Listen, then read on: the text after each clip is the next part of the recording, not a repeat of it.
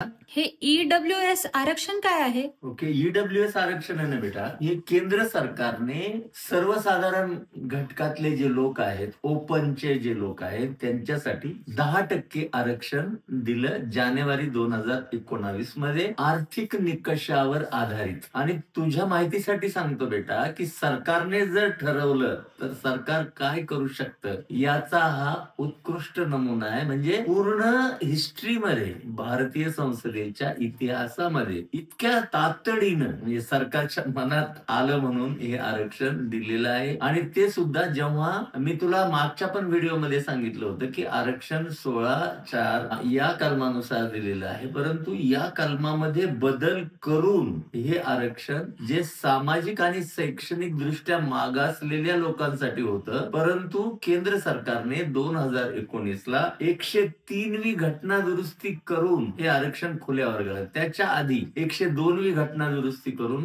सगळ्यात आधी जे राज्यांना अधिकार होते मागास वर्गामध्ये कुठलीही जात समाविष्ट करण्याचे अधिकार, हे अधिकार 102व्या घटना दुरुस्तीने केंद्र सरकारने स्वतःकडे घेतले आणि जानेवारी 2019 मध्ये ही घटना दुरुस्ती 103वी घटना दुरुस्ती केली आणि खुल्या वर्गातील लोकांना 10% आरक्षण. आता तुला घटनाक्रम सांगतो बेटा, केवळ 7 दिवसामध्ये हे आरक्षण मिळालेलं आहे. म्हणजे तुला तारीख जर सांगायची झाली तर 8 जानेवारी 2019 ला लोकसभेत हे विधेयक मांडण्यात आलं, 9 जानेवारीला मंजुरी मिळाली, 10 जानेवारीला हे विधेयक राज्यसभेत मंजूर करण्यात आलं आणि 12 जानेवारीला बेटा हे विधेयक राष्ट्रपतींच्या स्वाक्षरीसाठी पाठवण्यात आलं आणि 14 जानेवारी 2019 पासून हे आरक्षण लागू. म्हणजे केवळ 7 दिवसाच्या आत सरकारची इच्छाशक्ती असेल तर हे आरक्षण द्यायचं, त्याचा हा नमुना आहे. कलम 15(6) आणि कलम 16(6) मध्ये बदल करून हे आरक्षण दिलं आणि आर्थिक मागास अशी दुरुस्ती करण्यात आली. तुझ्या माहितीसाठी सांगतो बेटा की 2022 मध्ये या आरक्षणाला आव्हान देण्यात आलं सर्वोच्च न्यायालयामध्ये आणि 5 जजेसनी 3 विरुद्ध 2 अशा मतांनी